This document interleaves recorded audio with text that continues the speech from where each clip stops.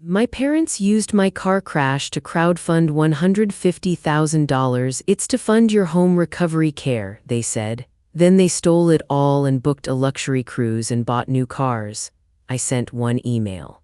When they got back home, I had a fully funded care plan and they fell to their knees begging for mercy. My name's Lauren Fisher. I'm 30 years old. My story starts not with a decision but with a sound. The sound of a world tearing itself apart. I remember the high-pitched screech of tires that didn't sound like they belonged to a car, more like a wounded animal. Then there was the smell of burnt rubber, thick and acrid in the air, followed by a jarring, deafening impact that felt like the entire universe had snapped in half right where I was sitting. It wasn't a crash so much as a geological event, a violent punctuation mark at the end of the life I used to know. I woke up adrift in a sea of white. White sheets, white walls, and the blinding fluorescent lights of a hospital ceiling. A constellation of tubes and wires connected me to a choir of humming, beeping machines that seemed to be breathing for me. The air tasted sterile, metallic. Doctors with their kind, tired eyes floated in and out of my consciousness, their voices muffled as if coming from underwater.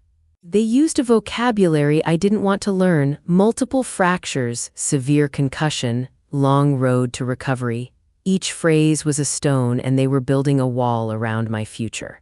My one-bedroom apartment, once a place of independence, became my whole world.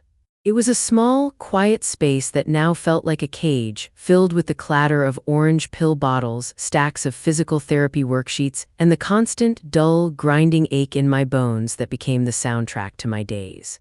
The only thing I felt I could control was a simple spiral notebook I kept on my nightstand.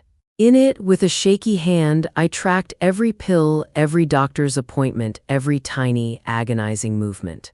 That notebook was my anchor in a storm of helplessness. My parents, Mark and Diane, swept in with an energy that was both a comfort and a hurricane. It was the way they'd always been. Mom, with her frantic efficiency, reorganized my pill schedule into a color-coded chart, while Dad, with his booming, confident voice, took charge of the endless calls with the insurance company. They spoke in reassuring tones, telling me not to worry about a thing, that they had it all handled. But their eyes were always scanning my small apartment, assessing, taking stock of my life with an intensity that felt less like concern and more like an appraisal. They were here to help, but it felt like they were taking over. About 2 weeks after the crash, when the fog of the initial pain medication had started to lift, Mom sat on the edge of my bed. Her face was a perfect mask of practiced concern, her brow furrowed just so.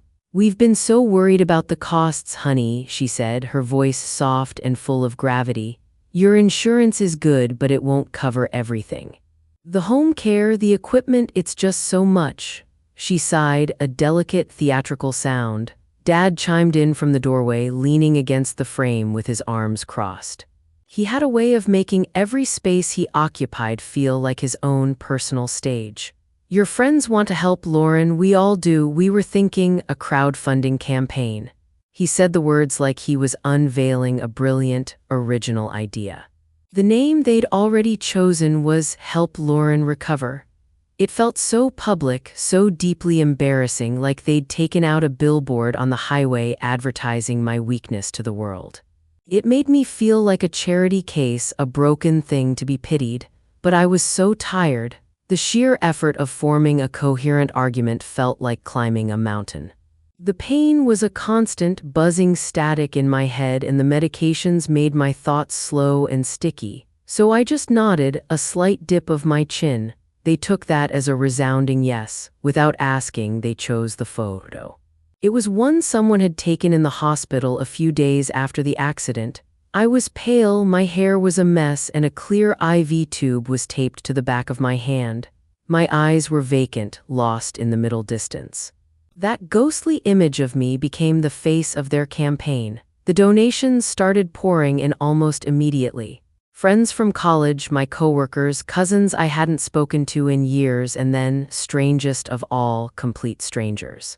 The number on the screen of Dad's phone, which he proudly showed me every few hours, climbed at a dizzying pace. It hit $50,000, then $100,000, finally settling just over $150,000. "See?" Dad said, beaming, his thumb swiping over the screen. "People love you, we love you." They set up the deposit account with their own banking information. "It's just to make it easier to manage the bills," Mom promised, patting my hand. "You shouldn't have to worry about a single thing." I felt a tiny prickle of unease, a voice in the back of my foggy mind whispering that something was wrong, but I silenced it. I was a passenger in my own rescue, and they were at the wheel. My physical therapist, Renee Ward, was my lifeline. She was a no-nonsense woman with strong hands and a kind but firm voice who refused to let me wallow in self-pity. Her sessions were brutal, an hour of controlled torture that left me shaking and drenched in sweat, but they were the one part of my day where I felt like I was fighting back against what had happened instead of just enduring it. Each small victory, lifting my leg an inch higher, standing for 10 seconds longer, was a piece of my old self I was reclaiming. A few weeks after the campaign ended, my parents' visits became less frequent. Their daily check-ins turned into every other day calls, and their calls grew shorter, filled with vague mentions of getting things organized and dealing with all the paperwork. I tried not to think anything of it. They had their own lives, after all. One afternoon, I was trying to pay a small bill online. It was just a $20 copay for one of my prescriptions, but looking at my own bank account balance made my stomach clench. My savings, which had never been huge to begin with, were dwindling at an alarming rate. I called Dad. "Hey," I said, trying to sound casual, "could you transfer a couple $100 from the fund into my account? I've got a few small bills I need to cover." There was a pause on his end. It was just a second too long. "You know, Lauren, let's not touch the principal just yet," he finally said, his voice taking on that smooth, reasonable tone he used when he was about to deny a request. "We need to be smart about this. There are big expenses coming down the line. Let your mother and I handle the cash flow. It's better if it's all managed from one place." His words were smooth as silk, but the message underneath was sharp and clear. It was their money to manage, not my money to use. A quiet, cold feeling settled deep in my gut. It was a familiar sensation, a feeling I'd learned to ignore for years, ever since I was a teenager. It was the same feeling I got when they'd borrow my credit card points for a last-minute flight or skim a few $100s from my tax refund, always with the cheerful promise of, "We're all one team, honey. We'll get you back next Friday." Next Friday never came. This time, the feeling was impossible to dismiss. It was no longer a quiet whisper, it was a siren. The email arrived on a gray Tuesday morning, the kind of day where the sky looks like a stained mattress. The subject line was brutally simple: "Invoice past due." My heart started to beat a little faster, a frantic bird trapped in my chest. It was from Renee Ward. I clicked it open, my hand trembling slightly. The email was professional and polite, but the words felt like a punch to the gut. It stated that 3 weeks of my physical therapy sessions were unpaid. The total was a little over $3,000.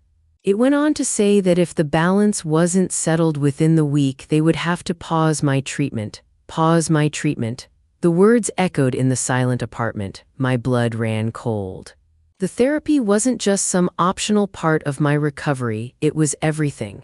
It was the one thing that stood between me and a lifetime of chronic pain, the one thing that gave me hope I might one day walk without a cane or even run again. It was the only thing keeping me from being permanently trapped in this apartment. I looked over at the spiral notebook on my nightstand. Inside, I'd logged every single one of those sessions, noting the pain level, the exercises, the tiny milestones. Every entry was a record of a battle I had fought and won. This wasn't just a missed payment, it was a direct threat to my entire future. I knew for a fact that my parents had received the invoices. Renee, bless her organized soul, had confirmed it with me last week. She'd sent them directly to the email address my dad had provided her, the one he said he was using to manage all my recovery-related business. So there was no mistake. There was no lost mail, there was just silence. No call from my parents saying a payment was late or that there was a problem. Nothing, just an unpaid bill and the looming threat of losing the only thing that was putting me back together.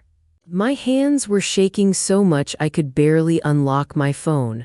I stabbed at the screen with my thumb until I found my mom's contact photo and hit call. It rang 3 times, each chime echoing the frantic beat of my own heart. She answered with a breezy, cheerful, "Hi, sweetie, how are you feeling today?" It was so jarringly normal it felt like a slap. I couldn't bring myself to make small talk. I cut right through her pleasantries. "Mom, I just got an email from Renee. Why haven't you paid her? She's threatening to stop my physical therapy." My voice was tight, strained. There was a beat of silence on the other end of the line. Then, a long, drawn-out sigh, a sound of manufactured frustration I knew all too well. "Oh, Lauren, these things are just so complicated," she said, her voice dripping with world weariness. "The bank has all sorts of holds on large deposits like that. It's not as simple as just writing a check, you know, there are regulations."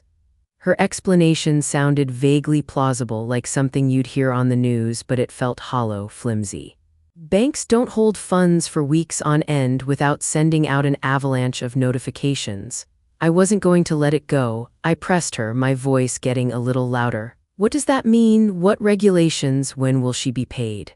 "I need to know." Her tone shifted instantly, the warmth vanishing, replaced by a sharp, defensive edge. "We are handling it," she said, her voice clipped. "You need to rest and focus on getting better, not worry yourself about the finances.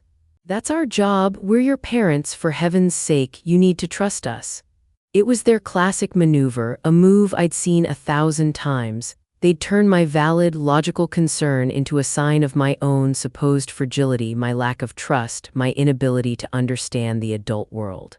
It was a way to make me feel small and instantly shut down the conversation.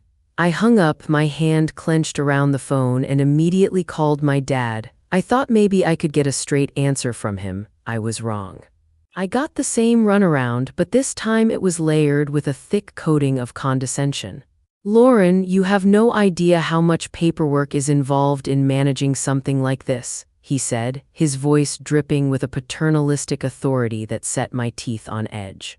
"We're managing a 6-figure sum here. It's not like your little checking account. It requires careful, strategic planning." I told him what Renee had said, that my care, the most critical part of my recovery, was going to stop. I expected a flicker of alarm, of concern. Instead, he just scoffed. "She's just trying to pressure you," he said dismissively, as if swatting away a fly. "These medical people are all the same, always looking for the next payout. Don't you worry about it. I'll have a word with her and straighten her out." The audacity of it left me breathless. He was painting Renee, the one person who was actively, physically helping me heal, as the villain in this story.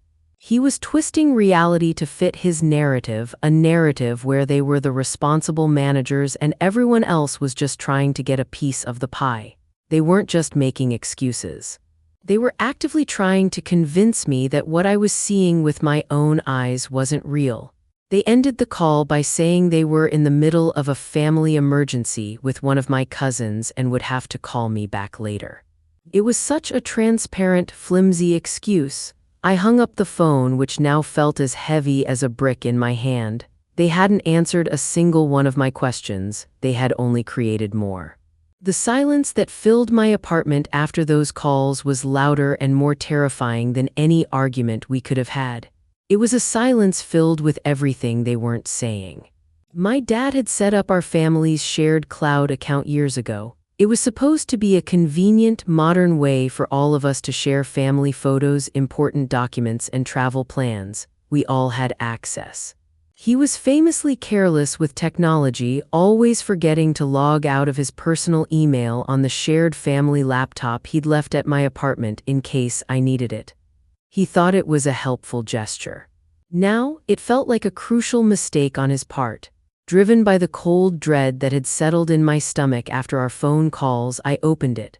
I told myself I was just looking for bank transfer confirmations, anything I could screenshot and send to Renee to prove that payment was on its way.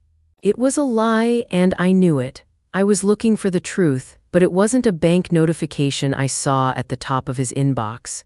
It was an email that made the air leave my lungs in a sudden, silent rush. The subject line was simple and devastating: your Caribbean cruise confirmation. The sender was a high-end, luxury cruise line, the kind with champagne fountains and onboard casinos. The travel dates were for the following week. My finger hovered over the screen, a strange sense of detachment washing over me. I clicked it open. There, in crisp digital print, was the full itinerary: 7 nights, a balcony suite, the premium drink package. The passengers listed were Mark Fisher and Diane Fisher. The total cost, displayed in bold at the bottom of the page, was over $15,000. And then, the detail that made it all crash down, the final piece of the ugly puzzle. The payment method, a credit card ending in the last 4 digits I now knew by heart. The one linked to the crowdfunding deposit account. Seeing that cruise receipt wasn't like a bomb going off in my head. It was quieter, colder, and far more devastating. It was like a key turning in a lock I didn't even know existed, opening a door into a dark room filled with a lifetime of slights and betrayals I had willfully ignored. Suddenly, a whole history of small thefts and casually crossed boundaries clicked into a horrifying, coherent pattern. I remembered being 16, so proud of the $200 I'd saved from my summer job bussing tables. My dad had come to me with a serious look on his face, talking about a family emergency, and asked to borrow it. The emergency, I found out later, was a brand new golf club. He never paid me back. I remembered being in my mid-20s, excited about a friend's wedding. My mom had used my credit card to buy a designer dress she swore she couldn't live without, promising she'd pay me back the next month. That was 5 years ago. Their mantra, repeated so often it had become background noise, echoed in my head: we're family, what's mine is yours, and what's yours is ours. But it was never, ever a two-way street. It was a river that only flowed in one direction, from me to them. They called it sharing, they called it helping, they called it being a team. Staring at the pixelated image of a cruise ship on my laptop screen, I finally had the right word for it. It was extraction. They were mining my life for their benefit. They weren't charmingly unreliable or endearingly quirky. They were predators, and they had spent 30 years grooming me to accept their exploitation as a form of love. The pattern was undeniable, a clear line drawn from a $20 bill taken from my teenage wallet to a $15,000 vacation bought with my recovery funds. And this time, the stakes weren't just a few $100s. The stakes were my ability to walk. 2 distinct and crushing waves of shame hit me at once, one after the other. The first was a hot, bright flush of public humiliation. The faces of all those donors flashed through my mind, my friends, my colleagues, the kind strangers who had read my story and opened their wallets. They had given money to help a young woman recover from a devastating car crash, to help her get back on her feet. They believed they were buying me a future. Instead, they had funded a luxury vacation for my parents. The thought of them ever finding out made me feel physically ill. The second wave was a colder, more personal shame. It was the searing humiliation of my own blindness. I had let this happen. For my entire life, I had kept the door to my life, my heart, and my bank account wide open for them.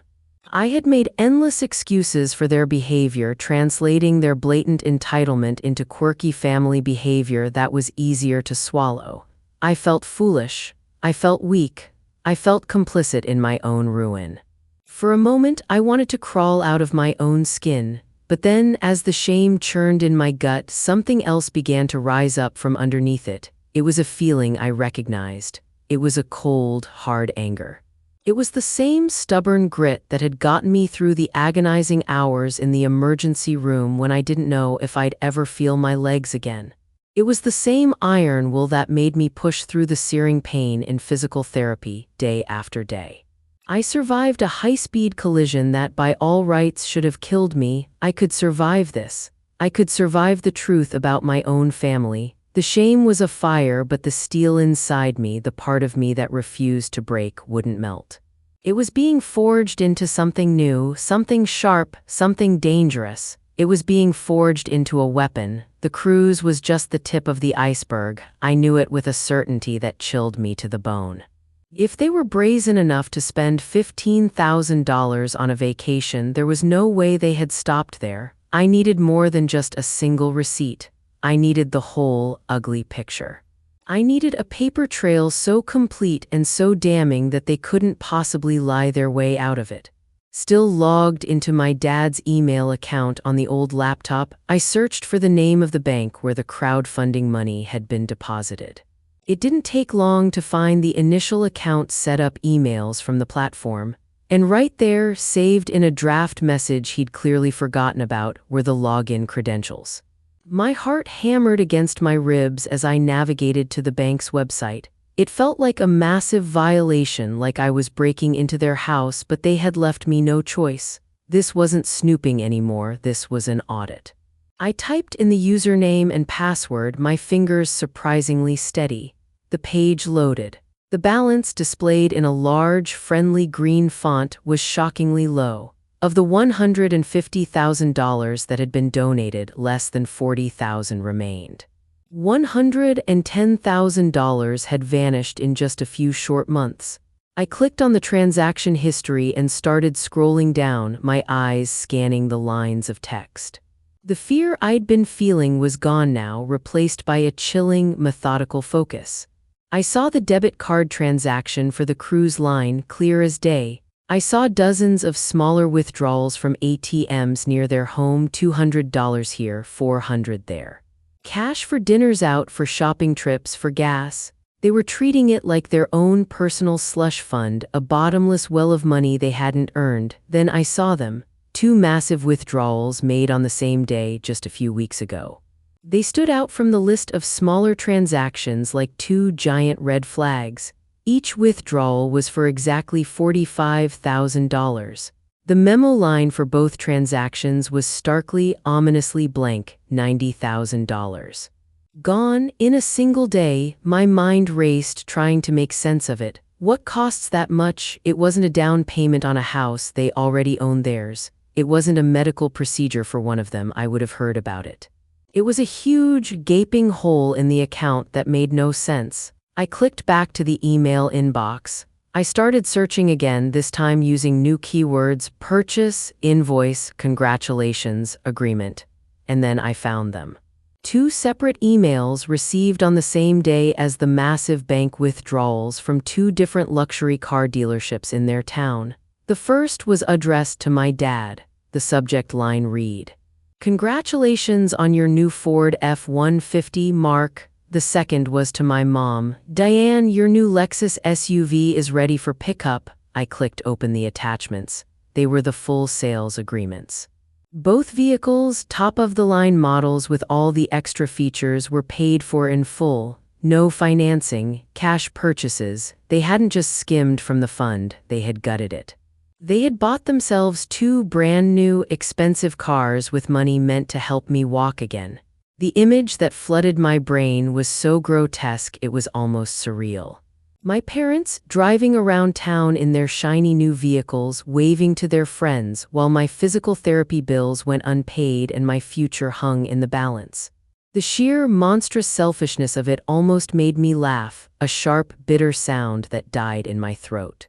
I started taking screenshots, everything: the crowdfunding campaign page with its smiling promises, the bank statements with their incriminating withdrawals, the cruise confirmation email, the car dealership sales agreements.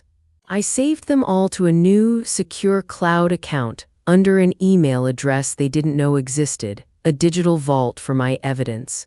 Every click of the mouse felt like another nail being hammered into the coffin of the relationship I thought I had with them.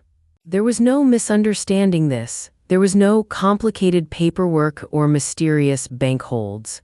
This was a calculated, deliberate, and monstrous act of theft executed with a chilling lack of conscience.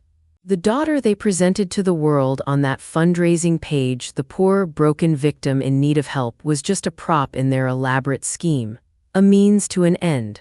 The last shred of hope I might have been clinging to, the faint possibility that this was all some terrible mistake, vanished completely. I was no longer their daughter in recovery. I was the chief witness to their crimes. I looked at the collection of digital files I had assembled on my screen. This wasn't about getting an apology anymore. This wasn't about trying to make them understand how much they had hurt me. This was about getting justice. I was done playing defense. It was time to go on the attack. That night, I didn't even try to sleep. I planned. My spiral notebook, my faithful companion through all of this, found a new and final purpose. It was no longer a logbook for my medication or my physical therapy. It was my war journal.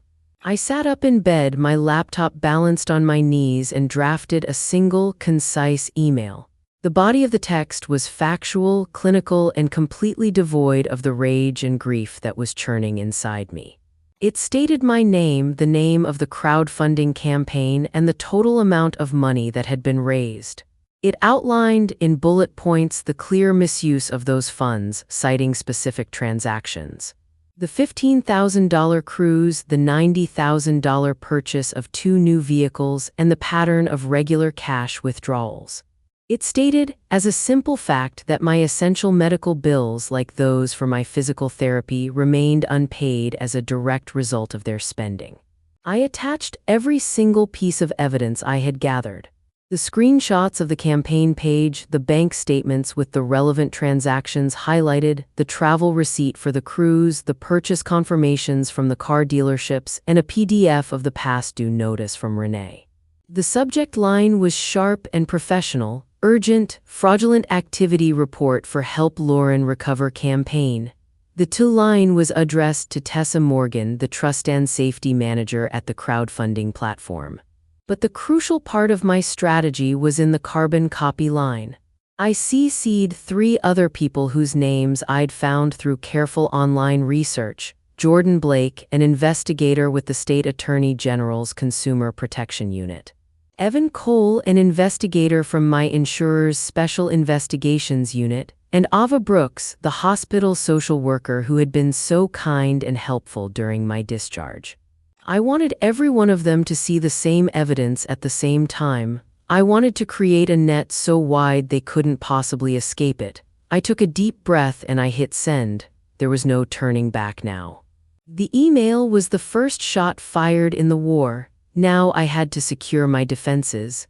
My apartment wasn't just my home anymore, it was my headquarters, and I was going to turn it into a fortress. First, I went online and opened a new bank account at a completely different bank, one my parents had no connection to. It took less than 10 minutes. This would be the safe, secure destination for any funds I managed to recover. Second, I began a long, tedious, but deeply satisfying process of locking them out of my digital life. I went through every account I had, my personal email, my social media, my online banking, even my phone plan, and changed every single password to something long, random, and impossible to guess. I enabled 2-factor authentication on everything. I systematically removed them as emergency contacts, revoked their access to my streaming services, and took them off my phone plan. I was erasing their fingerprints from my life, one account at a time.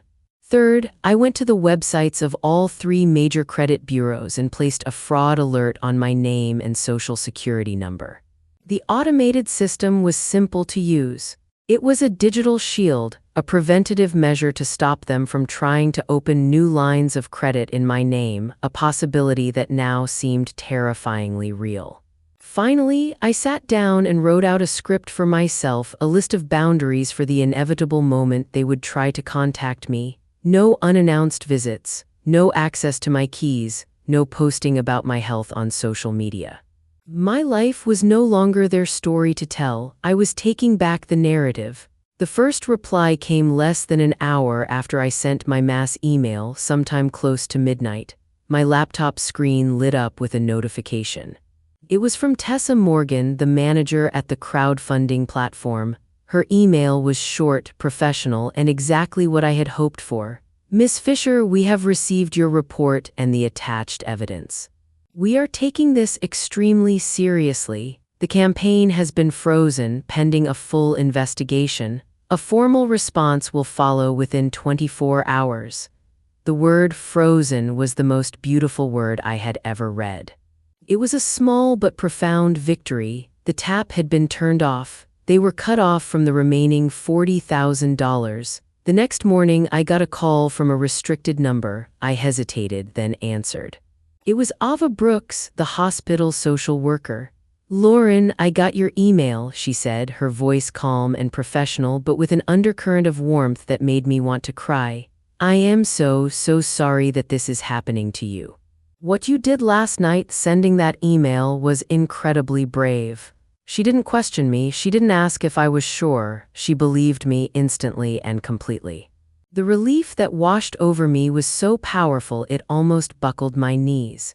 She told me she had already made a mandatory report to Adult Protective Services, citing financial exploitation of a vulnerable adult, which would trigger an entirely separate official inquiry into my parents' actions. She offered to help me navigate the confusing systems I was now dealing with, and most importantly, she offered to be a witness for me if I ever needed one. For the first time in weeks, I wasn't alone in this. I had an official, credible ally. Her validation was like a drink of cold water in the desert. During our call, Ava gave me a recommendation that would change everything. It was for a lawyer named Miles Grant, a contingency fee attorney who specialized in civil litigation and fraud cases. She explained that contingency fee meant he didn't get paid unless I did. His fee would be a percentage of whatever money he recovered for me. It was the only way I could have afforded legal help. I called his office that afternoon. I laid out the story for him, fact by methodical fact, just as I had in the email. I told him about the crash, the campaign, the unpaid bills, the cruise, and the cars. He listened patiently on the other end of the line, his silence punctuated only by a few clarifying questions. "When exactly was the Ford F-150 purchased? What's the exact dollar amount currently unaccounted for?" When I finished, there was a long pause. For a terrifying second, I thought he was going to tell me I didn't have a case. "Miss Fisher," he finally said, his voice level and serious with an edge of cold anger that mirrored my own. "Your parents didn't just cross a line, they set it on fire and danced around the flames." He told me he would take the case without hesitation. The first thing he would do, he said, was draft a formal civil demand letter, an official document demanding full restitution of all the misused funds, plus his own legal fees. Hanging up the phone, I felt a new kind of power surging through me. I wasn't just building a fortress anymore. I was hiring an army. The official email from the crowdfunding platform arrived a day after I sent my report. It wasn't just sent to me, it was also sent to the email address my parents had used to set up the campaign. I knew that because Tessa Morgan had copied me on it. The language was cold, corporate, and brutally final. It stated that based on a credible report of fraud supported by substantial evidence, the account was officially frozen. All remaining funds were locked and no further withdrawals could be made. It also informed them that their ability to post updates to the campaign page, their public stage for performance, had been suspended. The email concluded by informing them that a formal investigation was underway and that they would be required to provide a full and detailed accounting for every single dollar spent from the fund. They would need receipts, they would need justifications. Their free ride was over. I sat in my apartment and reread the email 3 times. I imagined the moment one of them saw it. My dad probably checking his phone by the pool on that cruise ship. The casual click, the screen loading, and then the cold, unforgiving language of accountability staring back at him. The flow of easy money, the source of their new cars and their luxury vacation, had been cut off at the source. The first domino had fallen, and I knew it was about to trigger an avalanche right on top of them. I sat in the silence of my apartment, a silence that felt heavy, charged like the calm before a hurricane. I gripped the handle of my cane, my knuckles turning white. I was ready. My phone didn't just ring, it exploded. Mom's name lit the screen like a warning. I answered and put it on speaker because if it was going to be a scene, I wanted whoever was in my apartment to hear it all. Her voice came through raw, a high, desperate thing that sounded like she'd been crying into the receiver. "Lauren Elizabeth Fisher, what have you done?" she screamed. There was no hello, no attempt to check on me. Just fury, scorched and immediate. "I stopped you from stealing the rest of the money," I said, and my voice surprised me by staying steady. I'd rehearsed it a dozen times, but hearing it out loud was its own kind of power. There was a frantic rustle on her end, like she was pacing. "How dare you," she said, venom laced through grief. "That money was under our control. How could you go behind our backs? You've humiliated this family." Dad jumped on right after, his tone a strange mix of anger and wounded pride. "You've embarrassed us in front of everyone. You called the police on your own parents. After everything we've done for you." They didn't ask to understand. They didn't pause to explain or to apologize. They assumed I'd made a terrible mistake, that I was confused, that the concussion had scrambled my head. The familiar trick. Make me doubt my own senses by saying I was unstable. "You lied to the people who donated," I said. "You paid for a cruise and bought 2 cars. Renee's therapy is past due. My recovery is at risk." "You don't know what you're talking about," Dad snapped. "You're being dramatic. You need to calm down and call this off." They kept yelling, their voices overlapping into a chaotic, operatic blame game. I listened, cataloging each accusation, each feigned outrage. They were experts at turning things around so quickly it made my stomach drop. When they demanded that I call the platform and fix this, I found my own voice again. "Talk to my lawyer," I said. The words landed like a hinge closing. I heard the fury in their voices dip into confusion for the first time. I blocked them. It felt merciless and beautiful at once. I tapped the safety option and watched their names disappear from my call list. The sudden, hollow silence was immediate and almost giddy, like the moment after a door slams on a storm. No more midnight pledges of innocence, no more honeyed manipulations. For the first time since the crash, I had a boundary that stuck. The phone rang again and I felt something cold in my chest. This time it was Grace. She started like a lit fuse, frantic and pleading. "Lauren, please, you have to stop this. Mom and Dad are devastated. You're tearing the family apart." I swallowed. Her voice was small in a way I hadn't heard since we were kids. "Grace, they used the crowdfunding money meant for my care to buy a cruise and 2 new cars. Renee sent an invoice. She said she'll stop seeing me if it isn't paid." There was a long, thin silence. I could hear street noise behind her. Maybe she was outside her apartment, clinging to the phone like it was a lifeline. "You don't know the whole story," she said finally. "Maybe they prepaid something. Maybe they thought they were doing the right thing. They're my parents, Lauren. They love you." Her words were antiseptic, designed to heal or at least cover the wound. But they were also excuses, new bandages over a long, open wound. I tried to explain bit by bit, the cruise receipt, the car emails, the bank statements I'd seen. I told her about the Frozen campaign and how Tessa at the platform had put a hold on everything. Grace's voice hardened. "You always think you know best. Maybe this is all just messed up timing. You calling people, going public, it's humiliating for all of us." Humiliating, my chest tightened. The word landed like a small stone, a bruise forming under my ribs. "I didn't make you look bad," I said. "People donated because they wanted to help. They trusted us." "You don't get it," she shot back. "They're under so much stress. Handling your recovery isn't simple. I'm not taking sides, Lauren. We're family." She said the last word like a spell meant to bind. In that moment, I understood 2 things with terrible clarity. 1, that Grace had already chosen a side, and 2, that the side she'd chosen was the one that involved ignoring what I already knew was true. "I can't be part of this," I said quietly. "If you can't see what they did, I don't know what else to say." She inhaled sharply like she was girding herself. "Then maybe you should leave us alone," she said, voice brittle. "You're hurting people you say you love." Then she hung up. The line went dead and I sat there with my hand on the phone, feeling something shift in me, heavy, final. It wasn't just the money I was losing. It was a sister who'd stood beside them instead of me. The idea of family as an automatic refuge had shattered into jagged pieces. I pressed the phone small and close to my chest as if I could feel the echo of her voice there.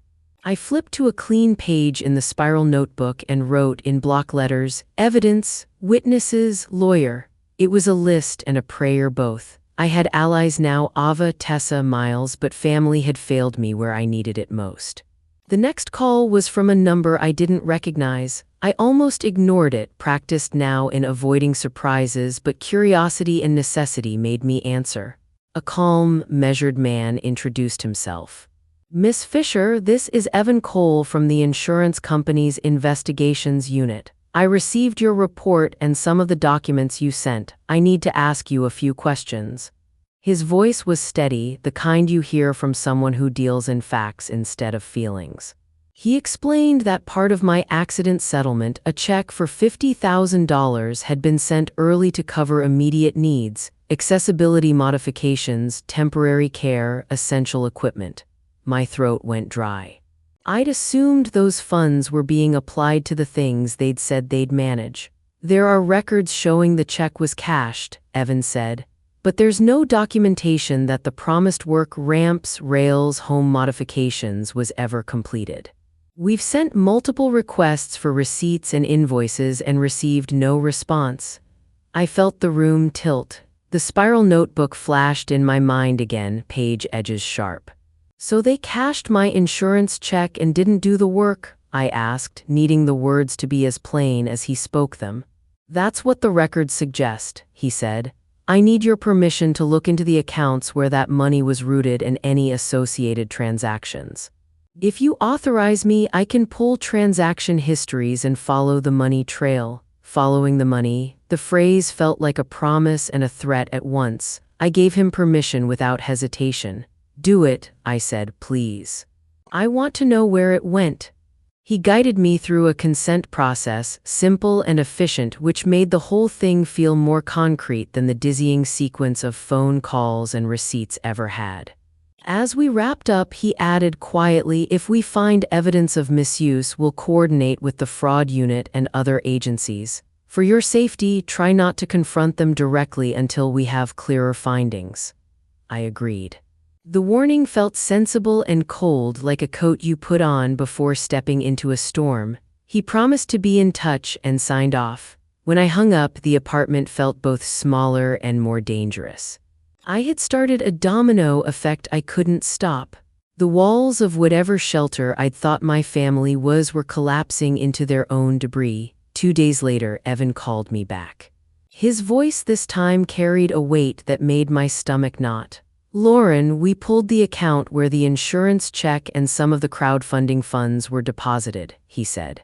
"There's a separate account that received a chunk of the settlement, an account that doesn't seem to be under your control. From there, the money was moved around."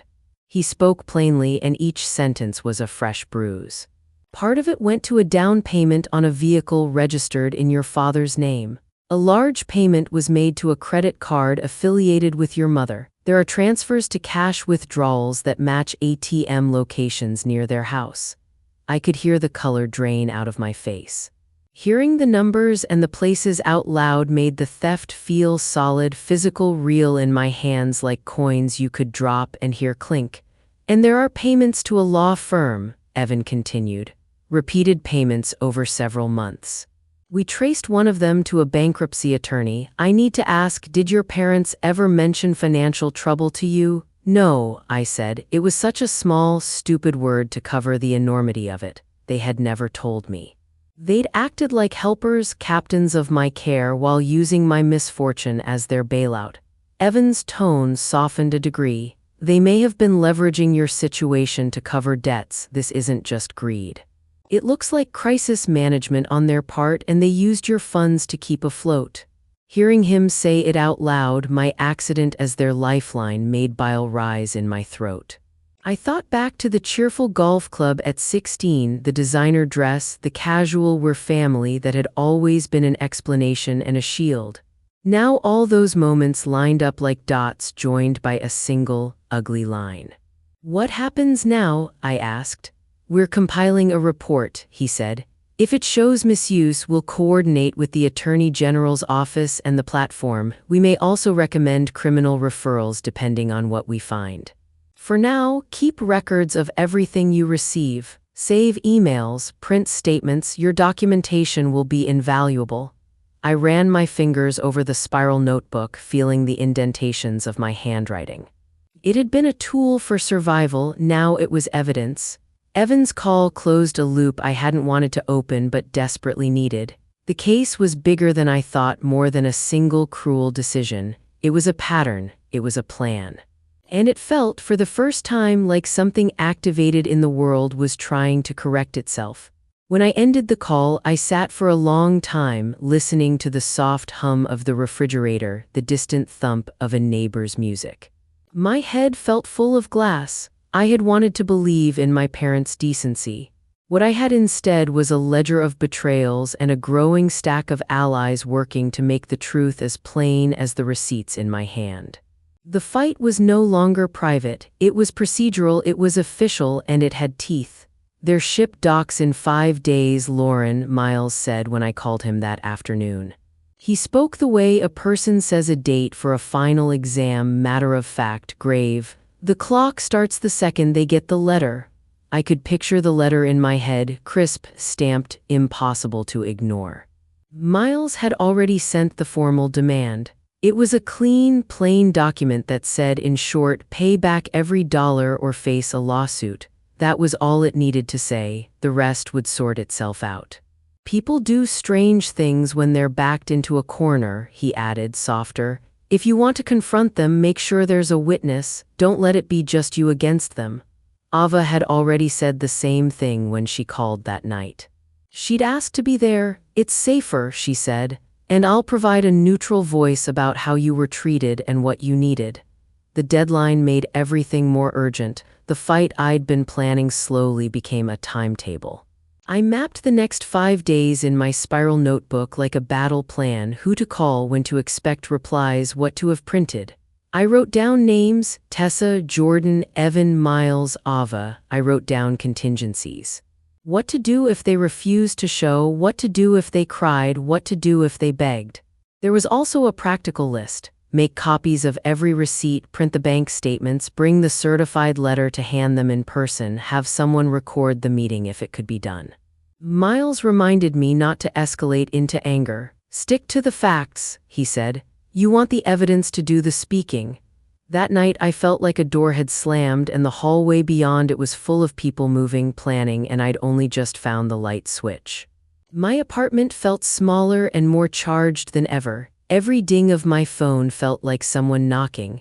The next 5 days would not be quiet. They weren't. Before I had a chance to breathe, Mom turned the online world into a courtroom. She posted a lengthy, teary message on her Facebook page. In it, she used the soft, wounded voice I knew so well. "My poor, confused girl, manipulated by greedy lawyers. We were only trying to protect her." She painted herself and Dad as caretakers, patient saints crushed by their own daughter's impulsiveness. Dad followed with photos, dozens of them, him at my bedside with a coffee mug, him reading to me, staged like a highlight reel meant to prove devotion. The captions read like prayers. "Praying for my Lauren, please keep our family in your thoughts." The photos were curated to show him as a devoted father, not a man with a new truck and a full-service luxury vacation under his belt. Comments flooded in, warm at first, sending prayers, family first always. Soon the tenor shifted. Friends of theirs, neighbors from church, old colleagues. I watched people I recognized and people I didn't pile on, trusting the picture the posts painted. There were questions too, subtle at first. "Why was the account frozen?" one asked. "Is she okay mentally?" another wrote. A cousin I hadn't spoken to in years asked if I'd been saying things under stress. The phone calls began. Some were gentle, confused, full of concern for Mom and Dad. Others were sharper, old acquaintances asking if I was really the person in those posts, employers checking in to see if I was fit to return to work. There were angry, private messages accusing me of overreacting, of betraying my family, of being cruel for taking the fight public. It felt like the whole neighborhood, my whole world, had been turned into a television where my parents were the protagonists and I was the unstable antagonist. The people who had donated, who had once left messages of encouragement, were getting second-hand stories reshaped and punctuated to make me look small. My inbox filled with messages I didn't want to open. The swelling chorus of doubt was loud and steady.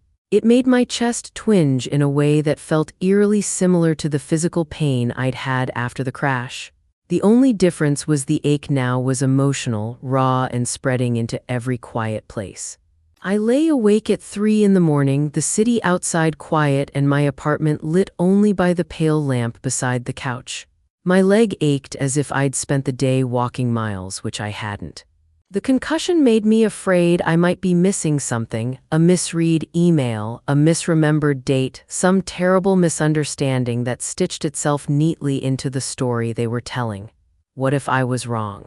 The thought crept in like cold water through a crack. What if the cruise was a surprise gift? What if the car emails were from a different account, a different Mark and Diane? What if my head was still foggy from the injury?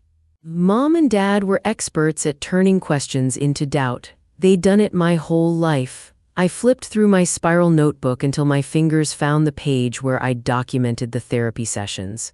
Day 12. Renee increased resistance. Pain 8:10. Day 20, cane needed for balance. The handwriting was jagged but honest. Page after page bore witness to my small achievements and small pains.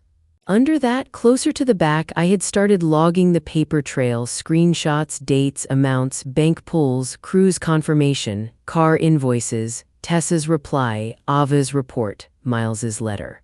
Each entry felt like a nail driven into a door that I could no longer change my mind about. The late-night thoughts were loud, but the notebook was louder. It reminded me that shame and doubt were tools my parents had used to keep me pliant. They'd weaponized my history of excusing them. This time I had facts. I had dates. I had witnesses willing to stand in a small apartment and watch the truth fall out. Still, the loneliness was heavy. Grace's message weeks earlier, "I hope you're happy," kept flashing in my mind like a broken sign. The public had shifted and I felt uncannily exposed, as if everyone could now see every bruise and every misstep. I missed the small, ordinary things, my sister's laugh, a family dinner that wasn't a negotiation. The cost was piling up in small, personal ways that no settlement could fully pay for. I turned the page again. The back of the spiral notebook had the proof. Screenshots saved twice, saved on a secure cloud, printouts ready for Miles. I closed the notebook and pressed my palm to the cover as if feeling the weight of it could transfer to my bones and make me sturdier. There was one thing I hadn't lost, the record of slow progress. In the same book where the bank numbers lived, the small victories were written in the same ink. Walked to mailbox without sitting. Stood in shower for first time. Those notes were daily proof that I was not as fragile as my parents and their online chorus made me out to be. I had kept going through real, physical pain that left no room for fiction. The notebook was my fragile hope. It had begun as a tool to keep me alive through pills and exercises. Now it was a ledger of truth. It tied the woman who once could barely lift her leg to the woman who could eventually stand up and say plainly, "You owe me." The pages were a bridge from helplessness to action. I made tea, though I couldn't taste much. Steam fogged the window for a moment, then cleared as I watched the street. There was a rhythm to the small things, breathing, turning pages, writing down the next task. That rhythm steadied me. It was not yet victory. It was the kind of start people mistake for nothing, but I knew it wasn't nothing. It was evidence that I had already done the hard work, survived the crash, learned to walk again, learned to read the receipts. Something like calm, thin and brittle but real settled over me. The world might say I was unstable, my parents might say I'd overstepped, the public might chatter and judge. But when I closed the notebook and slid it under my pillow, I felt, for the first time in weeks, like I could see the road ahead. Not clear, not pretty, but mine. The day their ship docked, my apartment felt like a stage with every prop in place. I had moved furniture until the small dining table sat square to the door, 2 chairs facing it like interrogators' seats. A third chair stayed back in the corner where Ava could sit and watch. The light through the blinds made thin bars across the floor. The air smelled faintly of lemon cleaner. I had scrubbed the table until it shone, not because I cared about dust, but because everything needed to be exact. Ava arrived early, neat in a plain jacket and sensible shoes. She hugged me once, quick and businesslike, then took the corner chair and opened a notebook of her own. Her calmness had weight. It steadied me the way the cane at my side steadied my leg. On the table between the 2 chairs, I set the certified letter Miles had sent, the only thing in an envelope left unbroken. It looked official and small, like a loaded pistol on display. Next to it, I placed a stack of printed pages, the campaign screenshot, the bank statements, the cruise invoice, the dealership receipts, the past due notice from Renee. I touched the spiral notebook in my lap. It felt warm from my fingers. I stood by the window. I had decided I would not sit. Sitting felt like yielding. I needed to be on my feet, cane planted, spine straight. I texted them from the unblocked phone number I kept for this purpose. "We need to talk. My apartment, 4 p.m. Come alone." It was brief. I hit send and then felt something like a small animal lift off my chest. They came 5 minutes late. Dad pushed the door open with that same half-annoyed flourish he used when he wanted to show he had arrived on his own terms. He had the look of someone who had been a captain of things for 30 years. Solid, slightly red-faced, expecting applause. Mom followed, face glossy with practiced concern. They stopped when they saw the table, the witness, the letter. For a heartbeat they looked unsure, like performers seeing the audience stir. "What is this, Lauren?" Dad said, trying to keep his voice steady as if he were asking about a recipe. "Who is she?" He jerked a thumb toward Ava. "This is Ava Brooks," I said. My voice didn't shake. "She's the hospital social worker who helped arrange my discharge. She is here as a witness." Ava nodded once, small and sure. We sat down because that was the shape the meeting had to take. I didn't read from the printed pages, not exactly. I read from my spiral notebook, the same book that had tracked my pills and appointments and the slow work of learning to stand. The words on the page were jagged and precise, and I let them be the map. I spoke without the heat that had burned in me those first nights. I spoke like someone reading a ledger. I said who I was, the name of the campaign, the total raised. I said that the account had been set up with their information, that donations had been routed into a single place they controlled, and that the funds had been used for things that had nothing to do with my medical needs. I put the receipts in front of them, pointing to the cruise confirmation, 7 nights, premium package, then the dealership confirmations for 2 new cars paid in full. I told them Renee had sent an invoice and that 3 weeks of therapy were unpaid. I said what the bank records showed, and I said it slowly so every number had time to land. Their faces flickered through a dozen expressions. Surprise, then irritation, then the practiced hurt of people playing the wronged parent. Mom's mouth tightened around an apology she hadn't meant. Dad's jaw worked as if he were chewing something bitter. I could see them trying to find the script that would get them out of this, the old lines about family and trust and doing what's best. But I had taken the script from their hands weeks ago. The table was covered in receipts and emails that could not be spun into a story about sacrifice. Evidence spoke louder than performance. Then the phone started. It was small at first, a tremble in Dad's pocket. He fumbled for it. The screen lit up with an email alert. He read it, then his face lost color. Mom's phone buzzed too. She glanced and swallowed like someone who has just tasted acid. It was a coordinated thing. Miles had texted them the notice of intent to sue. Evan from the insurance investigations team had scheduled an interview. Jordan at the state attorney general's office had sent a note saying their office was reviewing a complaint. The crowdfunding platform had sent a message about an inquiry into misuse and that donors had been notified. All of it landed at once on screens they could not hide from. I watched the confidence drain from them. In a matter of seconds, their posture changed. The man who had opened the door with swagger slumped into one of the chairs like the room had suddenly tightened. The practiced lines of victimhood fell apart. Mom's carefully arranged face broke. Panic threaded through her voice when she spoke. "You did this?" Dad whispered, as if the question were a rumor he hoped might disappear. His voice had the thinness of someone who has been pretending for a long time and finally ran out of air. "I told the truth," I said. "The receipts did the rest." My voice had the same flat quality as an announcement. There was power in that flatness. It didn't need to be loud to be heard. Mom reached for something, the old move of reaching for my hand, but I moved my leg back. I had learned to keep space. She scrambled for the old line, the one that always begged forgiveness before the facts could settle. "We were always going to pay it back, honey," she cried, words spilling out like they might be believed if said loud enough. They had said, "We'll pay you back 1,000 times over the years." It was a waterproof promise, always floating above the water. Now it sank.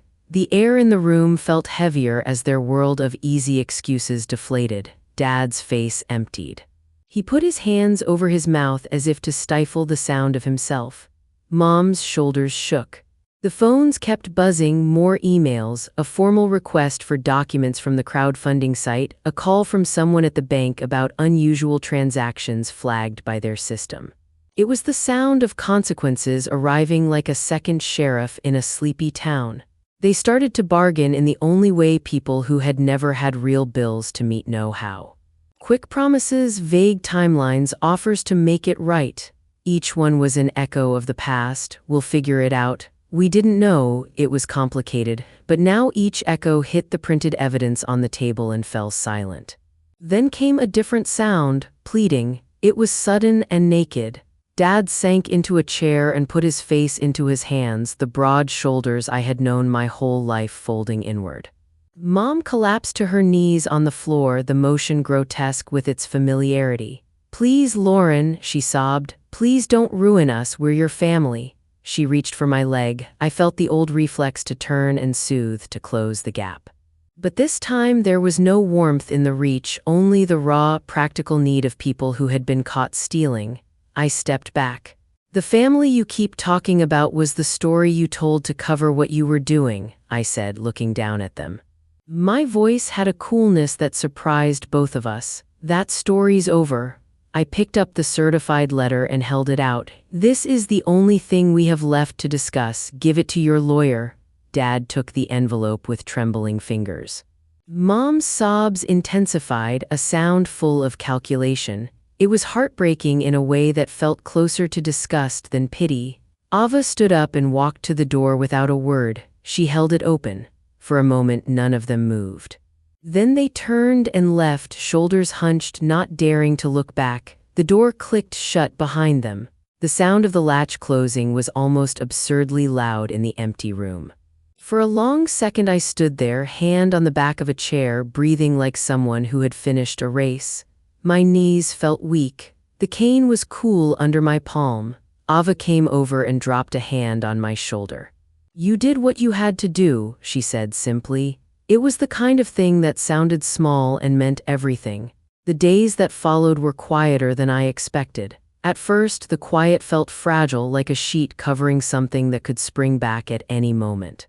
But it held. My parents communicated only through their lawyer. I didn't have to take their phone calls. I didn't have to answer their pleading. Their lawyer's calls were practical, arrangements, schedules, the beginning of numbers on the page. It felt strange to have a third party translate between us like that, a buffer I had wanted forever, but that arrived as a stranger. They agreed to a restitution plan to avoid criminal consequences. The cars were put up for sale. Their retirement accounts were opened and their holdings were used to cover what had been taken. The remaining money, after the lawyer's fees and costs, was transferred into a trust run by a neutral third party, an account I could not access and they could not touch without oversight. It wasn't perfect, but it kept the money where it belonged, paying my bills, my therapy, and the things that would help me get well. Renee's invoices were paid in full. Her emails switched from urgent to curt and then to normal. My sessions resumed. With money in place, I started to feel the small, practical comforts return, the door to my future closing on the dreadful possibility of indefinite therapy pauses, a sense that my recovery would not be sabotaged by a family dinner out. Grace sent one text that I saved and then deleted. It read simply, "I hope you're happy." I didn't reply. Happiness wasn't the point. The point was that I had stopped being a resource to be mined and had become a person who could set limits. The cost of that was a family fractured beyond putting back together the way it had once been. The public storm dimmed. My lawyer issued a short, factual statement that the matter was being resolved privately and that a settlement had been reached. It was dry and boring, exactly what I wanted. Social media, which had howled with 1,000 different voices, gradually shifted its focus. The worst comments faded, replaced by the daily noise of other people's lives.